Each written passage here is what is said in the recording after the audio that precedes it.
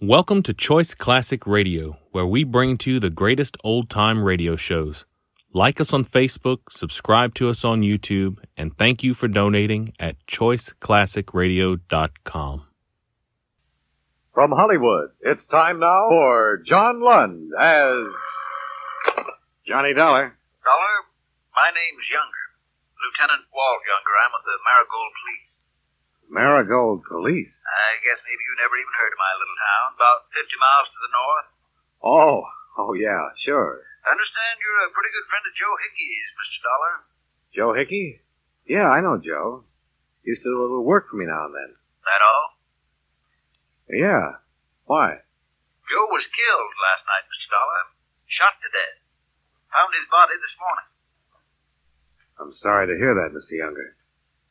Anything I can do? If you could get away for a couple of hours, come on up here. We'd sure appreciate it. Sure, I'll come up, Mr. Younger.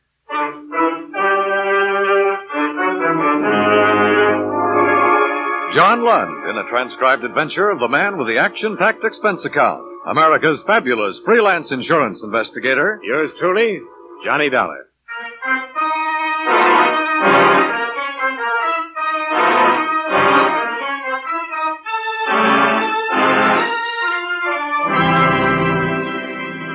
Expense account submitted by Special Investigator Johnny Dollar to Chief of Police, Marigold, Connecticut. The following is an accounting of expenditures during my investigation of the Marigold matter. Expense account item 1, $2, bus fare and incidentals, Hartford to Marigold, which turned out to be a little village settled in a sloping valley that was white and clean with fresh snow. A local citizen in galoshes and sheepskin jacket told me that the building that looked like a bookshop was the police station. And sure enough, it was. And two men who looked like anything but policemen greeted me. Hello, Mr. Dollar. I'm Walt Younger. I talked to you on the phone. And I'd take Sergeant Cherry. Mr. Dollar? Sergeant Cherry. Have a chair. Thanks.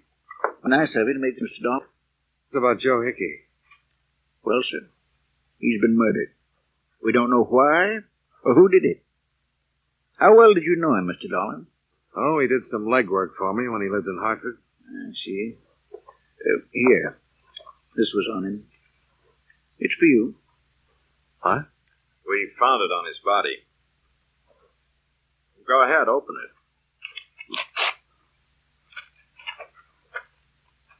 What's it say? Hi, Johnny. How are you? Good, I hope. I'm in the loan business up here now. You ought to come to see me. Besides, there are some funny things going on. And I could use some help from you for a change. Could you come up and give me a hand? Regards, Joe Hickey. Dated yesterday. Guess he never got to mail it. Yeah. When'd you hear from him last? Oh, it must be 2 years anyway. Any idea why anybody would kill him? No, none at all, Sergeant. Well, neither have we, Mr. Dollar. But we wanted to talk to you before anybody. With that letter and all, it looked like a pretty good place to start. Oh, I'm sorry I'm not more help, Lieutenant. Wish I were. Would you like to be? Yeah, I would.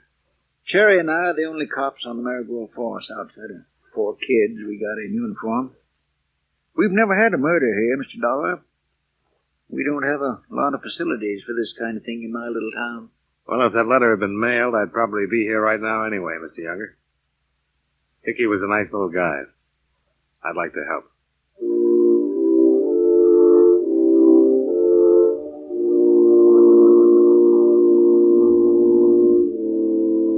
Sergeant Cherry stayed at the station while Lieutenant Younger and I drove out in the cold, crisp day to the scene of the murder. A bend in the road about a mile out of town.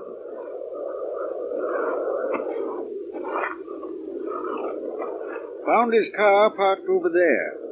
Passerby saw it and reported it. Uh-huh. I figure he drove out with whoever killed him.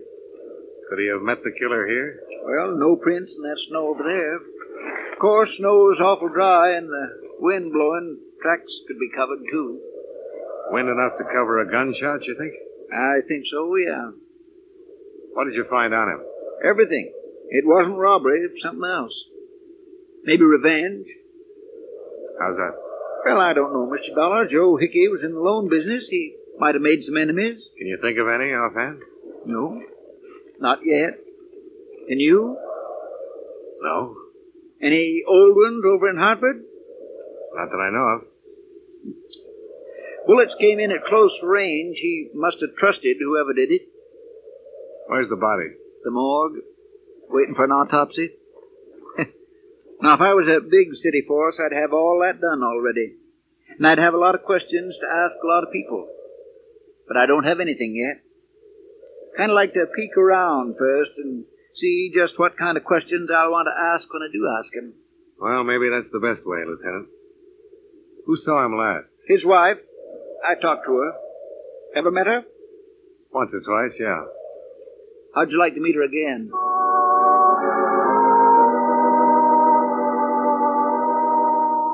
I didn't want to particularly, but I had a feeling that old Walt Younger wanted me to.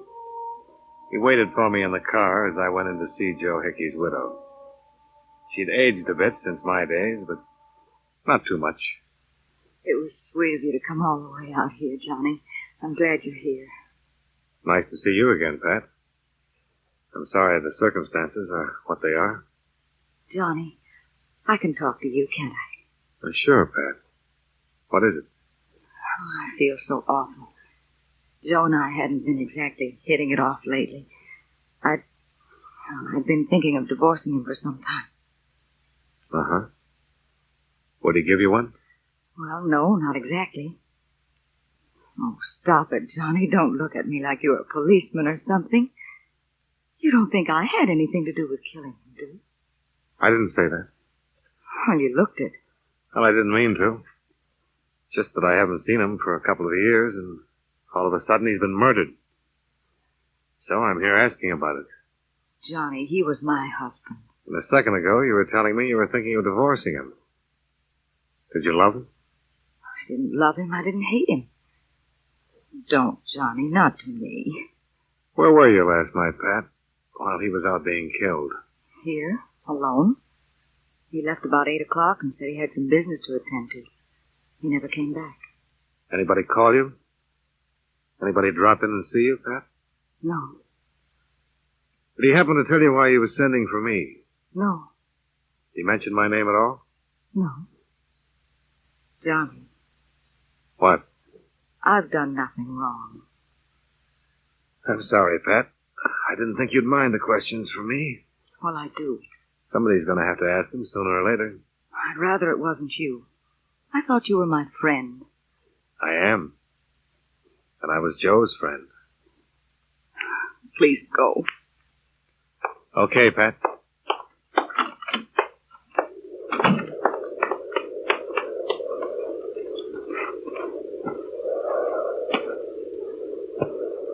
Well, that didn't take long. Not very pleasant, huh? No. Murder never is. Come on, get in. Am I doing your dirty work for you, Lieutenant? Well, now it all depends on how you look at it. For me, or for him, either one. This stuff's got to be done. Only so many people in this town, and one of them killed him. Left him there in the cold snow. I'd like to know who it is. Yeah, so would I. Well, what now? You just talked to the nearest of kin, and last one to see him alive. I was hoping you'd map out the next move. Who do you work with? You got a girl helping him in the office. Maybe she can help us. Maybe she can.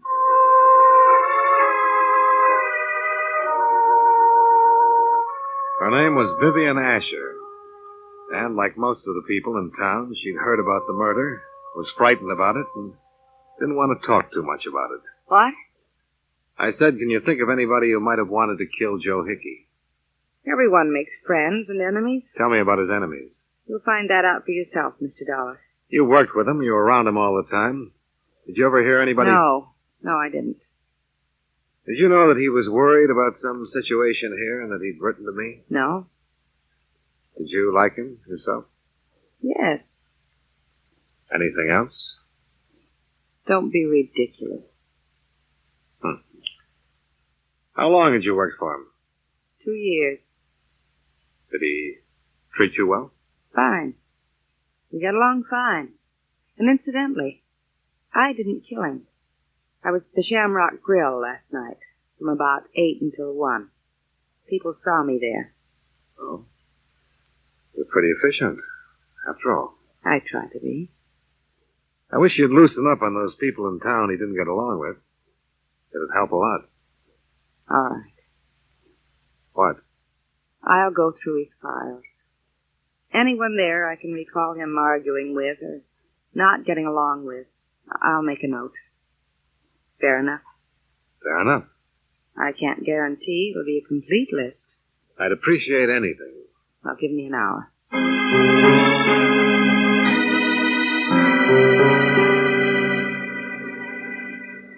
I could think of a lot more questions I wanted to ask her, but I was more anxious to see what kind of list she'd get up for me. And it was pretty impressive. About 35 names and addresses. Lieutenant Younger took one half, and I took the other. After 2 hours of plodding through the snowy streets of Marigold and interviewing a dozen people, I was convinced that all 35 hated Joe Hickey because he'd been pressing them for loan payments. An occupational hazard, I guess. But I was also convinced that none of them hated him enough to kill him. However, when I chanced into the Shamrock Bar and Grill, I met a man who was not on my list. Teal. Jim Teal's the name. Sure, I knew Joe Hickey. What about him? Trying to find out who killed him. Oh, yeah? You don't seem much interested, Mr. Teal. Why should I be? He was a bum when he was alive. Being dead doesn't make him any better. Yeah, you've got a point there. But why was he a bum when he was alive? Lousy shark. That's what he was, a thief. Did he steal from you? He tried to. Yeah? When was this? Why, just last week. He came to me with a paper and said that I owed him $235 on my car. He said I had to pay it or he'd take my car away from me. I told him he was crazy. Well, if you owed him the money, he wasn't stealing. You don't get it, fella. I didn't owe him any money, not a dime. What? I paid off that loan months ago. We were just trying to pull something, that's all. Other people tell you the same thing. I've talked to quite a few others. None of them have told me anything like this. Then you haven't talked to enough people. What did you do when he tried to repossess your car? I told him to get away or I'd take care of him. And what happened? I hit him. As I remember Joe, he was about 140, dripping wet. What are you, 180?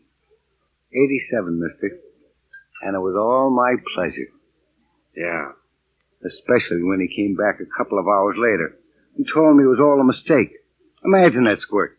Doing his best to beat me out of some money, then coming back and apologizing for it when he couldn't get away with it. Ever occur to you that he had made a mistake?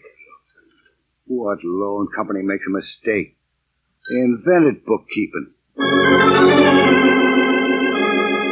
Mr. Teal glowered a few long seconds, chewed on a toothpick, and let me know more of what he thought of Joe Hickey as a person.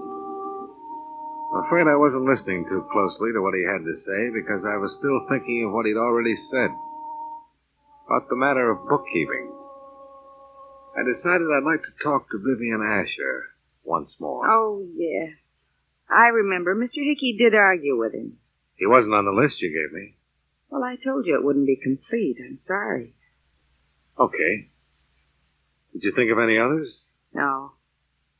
Would it be possible for me to see the file on Jim Teal? Why? I'd like to know what it was all about. I can tell you. Well, tell me then. I made a mistake. Mr. Hickey thought it was a collection. That's all. When he came back to the office, I told him about it. Doesn't it seem reasonable that such a thing could happen? Yeah. Or doesn't that policeman's mind of yours think that people can be human beings? I'm no policeman, Vivian. You're acting like one. Funny. Second person who's told me that since I've been here. I'll have to see those files. Do you have a search warrant? I suppose I can get one. Well, why don't you do that, Mr. Dollar? Yeah. Why don't I?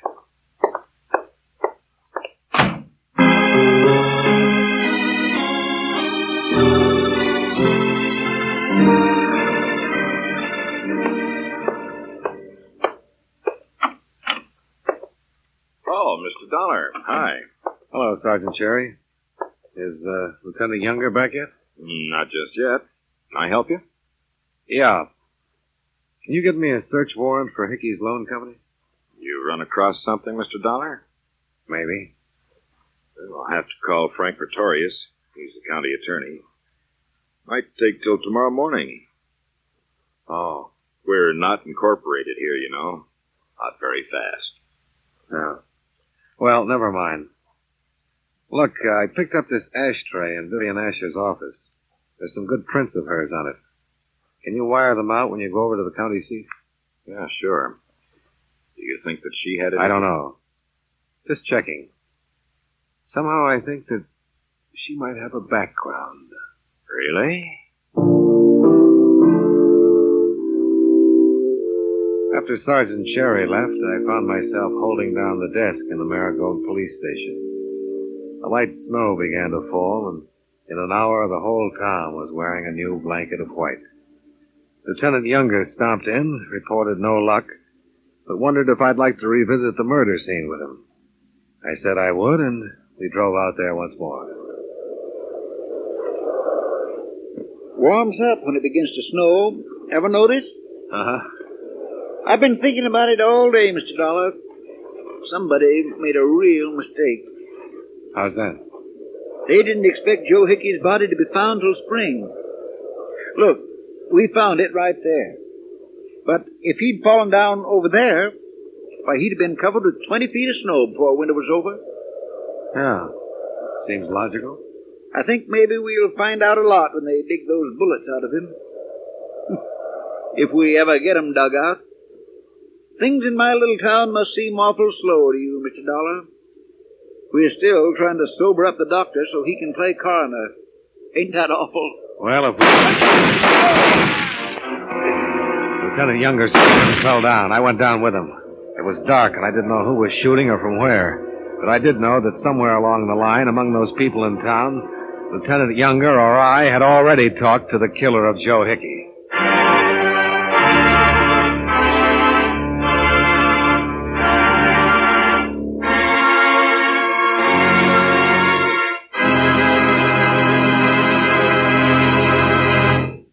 We'll return to yours truly, Johnny Dollar, in just a moment.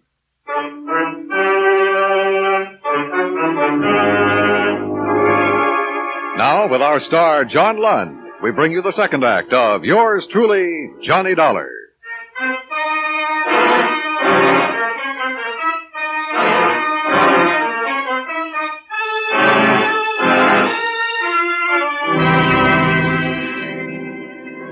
Whoever fired at us did it from the road that ran above the small ledge we were standing on. Neither one of us was armed, and there was nothing to do but stay close to the ground. When I heard a car sliding away down the road, I figured it was safe to get up. Lieutenant Younger was crumpled in the snow, his blood staining it. But he was still alive. I got one in the leg and one in the shoulder. Yeah. I better get a tourniquet on that leg. Take my belt. Oh, here, my tie will do. This isn't a very safe part of the country to be in, is it? No, not very. There. Now, how's that? Fine as a fiddle. You think you can make it back to the car? Give me a little help. One good thing about this, What's that? Exhibit A is in my leg. I half carried him up the paths of the road and put him in the car. He didn't talk much the whole 50 miles to Hartford, where I turned him over to the medics in the emergency ward. After that, I returned to Marigold. There was one place I wanted to look at, search warrant or not. I didn't have too much trouble getting inside with a ring of passkeys. However, I didn't find much in the files that seemed important. When I jimmied open a locked drawer in Vivian Asher's desk, I came upon a good reason why she refused to let me look around. I dropped by her house to see her. What do you want at this hour? I know it's a hardship, Vivian, but it's a hard case. May I come in? All right. I've been floundering around here for almost 2 days. not knowing what I was doing or where I was going. Well, I can see. Somebody tried to kill Lieutenant Younger tonight. They nearly made the grade. They came awful close to killing me. He's out of the picture for the moment. I'm going to do things my way. As a matter of fact, I already have. Let's start with Teal. You forgot to tell me about him, didn't you? I'm not a walking file cabinet. Did you forget on purpose? Take a look at these. You were in my desk. Yeah, I sure was. What right did you have? Why are you after me this way? I'm after some truth. This is about $8,000 worth of delinquent loans, all recommended by you. What do they have to do with Hickey's death? Nothing. Absolutely nothing that I know of. Then why did you hide him? Because I don't know who killed Mr. Hickey. I don't know what delinquent loans have to do with it. All I know is I got scared and hid all the loans that I recommended. Go on. Mr. Hickey started letting me write loans last year, and I guess I made some mistakes. Yeah, I guess you did. What do you want me to say? No matter what it is, you'll make something terrible out of it. Will I? You're all alike. You want to chase people and frighten them and make them lie just to get away from you. You're standing here with a handful of papers that make me look stupid. My boss has been murdered, and the police can make anything out of those papers. So that's why you had him locked up? That's why. You can believe it or not. Well? I'll let you know what I believe later on. Why don't you get out of here? Why don't you get out of here and leave me alone?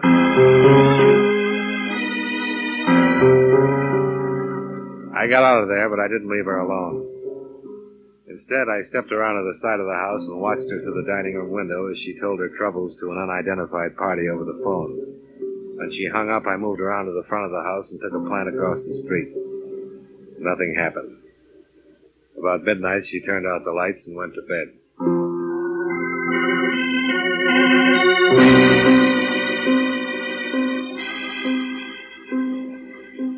The next morning, I began to interview names at random from the loan applications I'd taken from her desk. After 4 interviews, I quit, because all 4 parties involved vehemently denied being delinquent and furnished receipts to prove it. I spent an hour walking, talking to myself. Then I went back to the station with even fewer ideas as to how and why Joe Hickey had been killed. Gosh, where you been, Mr. Dollar? Oh, out getting some things done. What's that? Just came in. Vivian Asher. Oh? How's it look? Not good. She's from Kansas City. Let's see here. 1940 and 41, 6 arrests. Conviction in 42 for car theft. 2 years. Another conviction in 45 for shoplifting. 6 months. And then this. She's still wanted. What for? Grand larceny. Denver police. It's pretty hard to believe, huh? She's lived here at least 2 years. Well-liked. Straight as an arrow. Well, not exactly straight. You find something? Yeah. She's been writing loans delinquent and pocketing the payments for a long time now. Do you suppose Hickey caught her and she shot him? Yeah, probably that's it. Well, guess there's nothing else to do but pick her up. Guess not. You mind holding it down here? I'd like to go with you, Cherry. Okay, Mr. Dollar.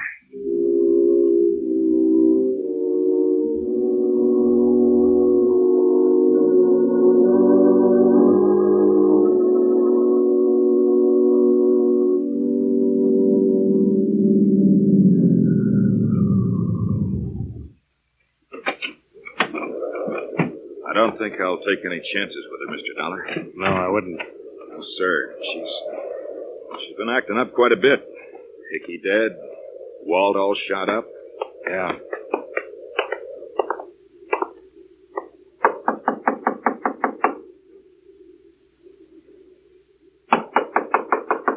Maybe she's out. No, she's home. How do you know? Car's in the garage. There. Oh.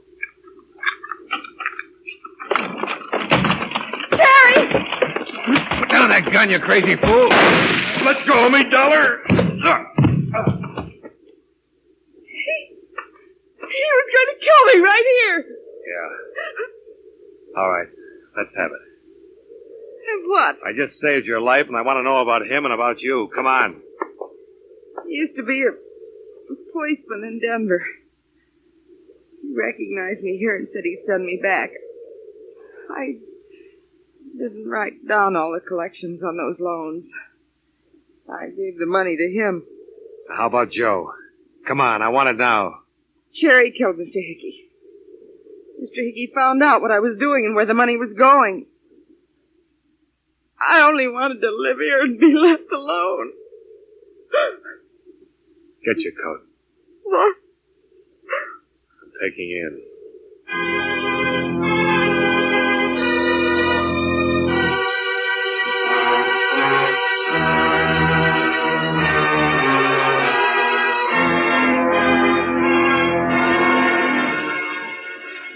A check with the Denver police revealed that Cherry had been on the force there for a short time, then been discharged for conduct unbecoming an officer.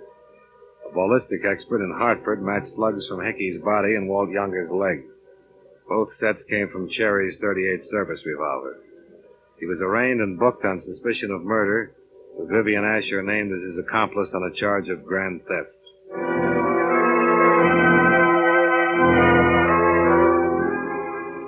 Expense account item 2, same as item 1. Fare back to Hartford. Total, $4, even. Yours truly, Johnny Dollar.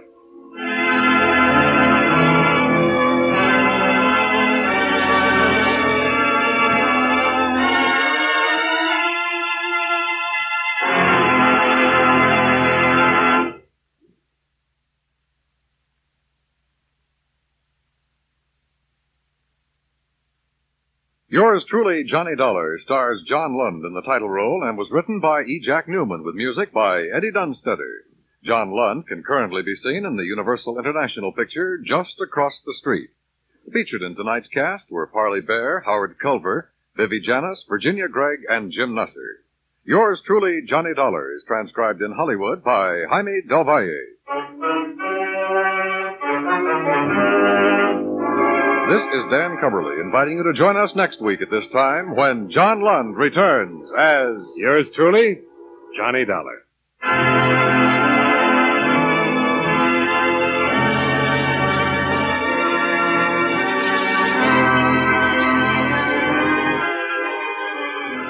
If you like your thrills to be real, your adventures to be true to life, Gangbusters is the show for you. Every Saturday night, most of these same CBS radio stations bring you this enthralling drama that names names, places, and dates in the nation's battle against crime. Oftentimes, the police official originally involved in the case narrates the story. Full of action, bravery, and realistic excitement, Gangbusters brings you new thrills straight out of life every Saturday night on CBS Radio.